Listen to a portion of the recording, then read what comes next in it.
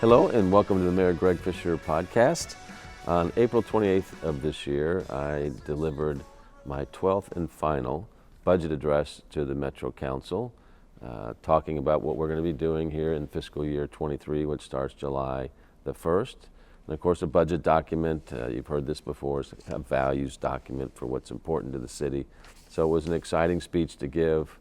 We finally have some money after 11 years basically of having to cut our expenses. So there's a lot of exciting initiatives as we have here going further. It's a strong budget and it focuses on many issues, but we laser down to our three core values as a city: lifelong learning, health, and compassion. And they manifest themselves in this budget in many different ways, from the economy to public safety. So here with me today to have a deeper dive into this conversation is Monica Harmon, our Chief Financial Officer, and Aaron Jackson, our Budget Director. Welcome, folks. Hello, Mayor. Hello. We spend a lot of time together. Yes, we You know, Yes, like we the have. first part of the year when we craft the budget. It's like we get done with the budget, you guys implement, and then about 90 days later we start on the next cycle of the budget as well. So it's a real breathing document for us. It's a pretty good sized budget. So let's start with a conversation about the positive initiatives that you see. Maybe first the size of the budget as well. So start big and then narrow down to some of your all's favorite projects. This is obviously one of the larger budgets that we've had. I think it is the largest budget in your administration, and it's remarkable in terms of the amount of dollars that we are able to do in complementing the ARP funds along with it. So it really, it's going to be good for the city, and we're talking over $1 billion in general funds, capital funds, and those things are going to accomplish a lot of good things for the city that I know you're excited to see happen. So Aaron, what do you see as some of the top initiatives in this budget? Sure, there's definitely some strong investments in this budget. It is a $1.3 billion budget.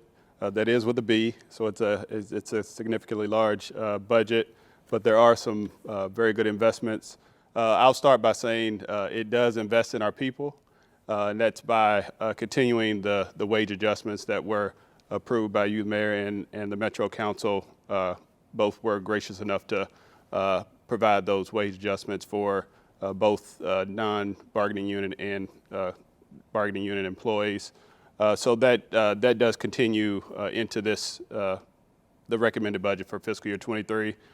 There are investments in continued investments rather in street paving, sidewalk, general repair, deferred maintenance, those things that what we call evergreen projects that we know we're going to need to have to invest in long term.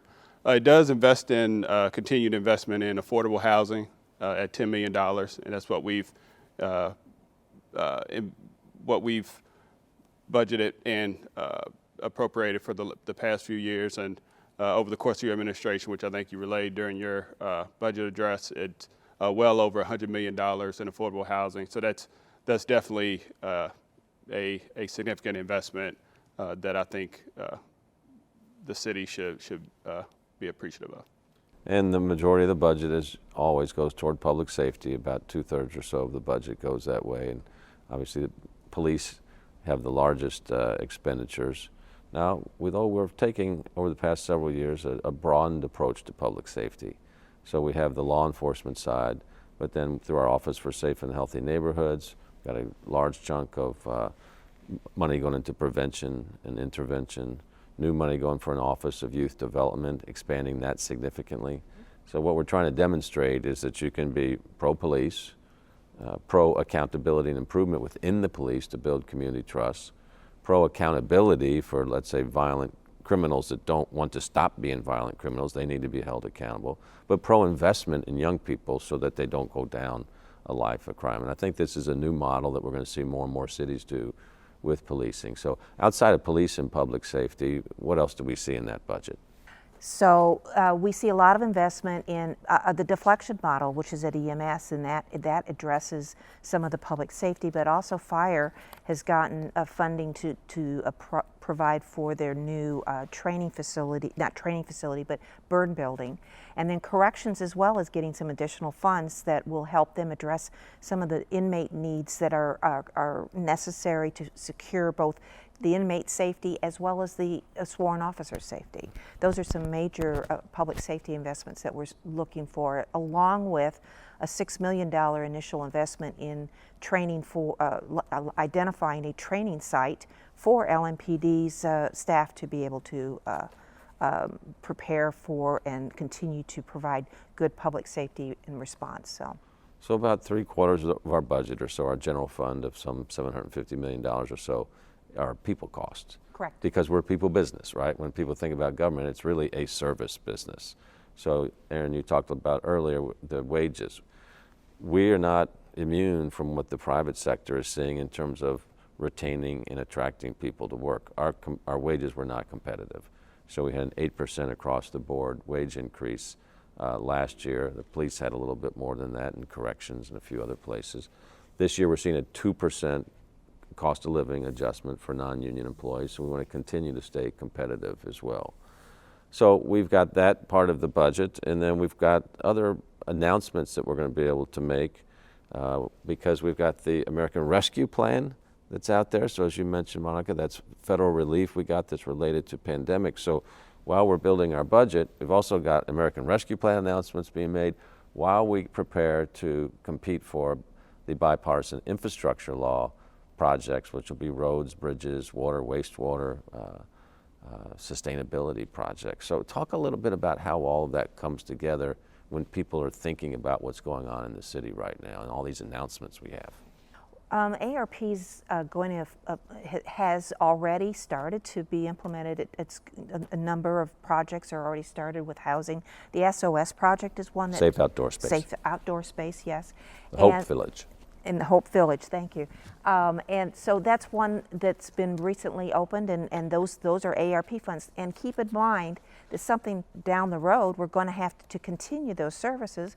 We're going to need to find a way because they currently aren't in our general fund dollars. Okay, so what's that mean here? This gets kind of complicated. Yeah. You got what, capital projects, and you got operating projects. So maybe talk about the difference between those. Sure. So federal funds obviously are coming from an outside source that are one-time money from ARP, and they are able to help us do either a capital project or an operating project.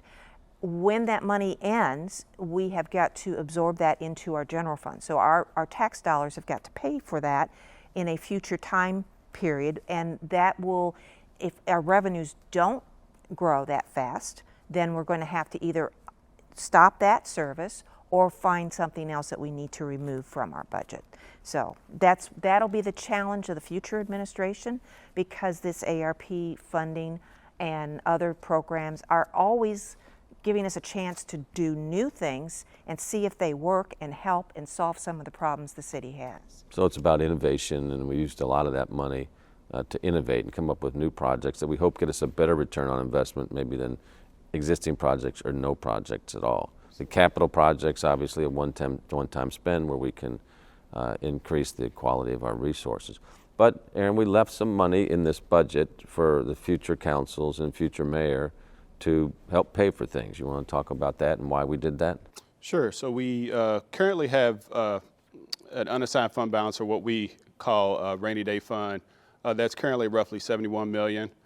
This budget that you just proposed includes additional $11 million that would bring that up to roughly 82 or 83 million. So that was the internal policy that we have at OMB is that we want to at least have 1 to 2 months of operating expenditures in case it does rain per se. So that's what we've done in an attempt to try to get back to that 1 to 2 months of operating expenses. And that's important for our bond ratings. How are we looking with our bond ratings, and what is a bond rating, and why is it important, Monica? Okay, well, bond rating helps the investors in terms of determining how secure their investment is when they go out and buy a bond that we issue on market. So bond rating agencies, there's three big ones, Standard & Poor's, Moody's, and Fitch. We used two this year. They evaluate independently how secure and sound our financials are and how good of investment it is. And they give you various ratings, and we are at the top of both Fitch and Moody in terms of the ratings that we could receive. So we thought, I mean, it was a conservative thing to do, but it was a smart thing to do, to go ahead and take some of this revenue that we had this year, because the revenue is back after we're about at pre-pandemic levels now, so we could go ahead and make that rainy day fund a little bit healthier and help the future budgets there. We've also put $15 million to the side, if you will, so that in this next budget or the budget after that, they can use that money to help kind of see what projects they want to keep going and which ones to stop without being so radical. So I wanted to, this is our last term as mayor here, and hopefully you guys will stay longer, but I wanted the handoff to the next mayor to be a really responsible budget, just like our past 11 budgets have been. So I think we've accomplished that. So now, what are the next steps with the budget? Well, first is we will have budget hearings for the next 6 weeks with the council. They will meet with each agency to discuss their budgets, and then they will convene and evaluate the budget. The ordinance will be presented in June, on June 6th, for the first reading, and then they come together and compromise on any changes they wish, and then the budget has to be passed before the last day of June in order to meet with the compliance with Kentucky law. So we'll be in good shape on all of that. And but Aaron, give us a little perspective. You've been with the city for quite some time, been through a lot of budgets. As I mentioned, this is my 12th and final budget here, but when I started, we were in tough financial position. We were still in the Great Recession of the 2008-2012 time. We had a significant hole we had to dig out of. And then we had pension kind of crisis with the state, where that put a lot of pressure on us as well. We've gone from about 5,500 employees to about 5,000 now full-time employees, and kept the services of the city up. So every year is just brutal doing these budgets, and we weren't able to pay our people as much as we wanted to pay them just because there wasn't the funds. Now that's changed. We're grateful for that. So how do you kind of reflect on all of this here in these past years and where we're at right now, and then what do you think about going forward? Sure, that's definitely a good question, and I have had the fortunate opportunity to work on quite a few budgets over the past 15 plus years. So, and like you said, there have been some tough budgets that we've had to put together, and we've had to balance by like Monica said, state law. We've had to balance the budget. So we have had those moments, and then using a boxing analogy, we've got knocked down, but we've been able to pick ourselves back up. So we've been able to do that, and we've been able to continue our investments in some of the things that we've already mentioned here today.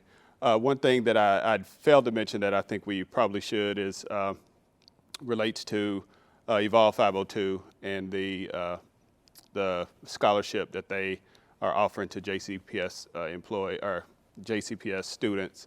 I definitely think that's a positive opportunity for those students. And as you've always said and continue to say, the number one disruptor of poverty is a post-secondary education. So I definitely think that that's something positive, and we appropriated $3 million in the current year budget, FY22, and we continue to do that in the FY23 budget. But as far as kind of my reflection, like I said, we've had some tough budgets, and then we've had some positive budgets, which I would consider, this budget that you just recommended definitely a positive budget, and continues the momentum, moving forward as you kind of exit out of administration.